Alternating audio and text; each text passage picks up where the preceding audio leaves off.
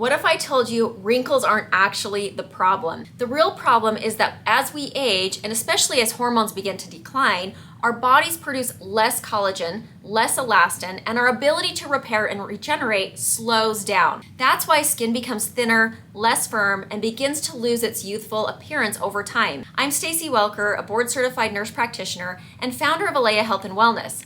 What makes us different from a traditional med spa is that we don't just focus on treating the visible signs of aging. We focus on why those changes are happening in the first place. As a functional medicine and hormone specialist, I understand that hormone decline, inflammation, nutrition, and cellular health all play a role in how we age. That's why our approach goes beyond fillers and quick fixes. We focus on regenerative treatments that stimulate your body's natural ability to produce collagen and elastin, including microneedling, PRP, exosomes, and regenerative cellular therapies, and personalized treatment plans designed to support aging from the inside out. Because true rejuvenation isn't about chasing wrinkles, it's about restoring health, function, and vitality of your skin. If you're ready for a more regenerative approach to aesthetics, schedule a discovery call today. Let's help your skin age healthier, naturally.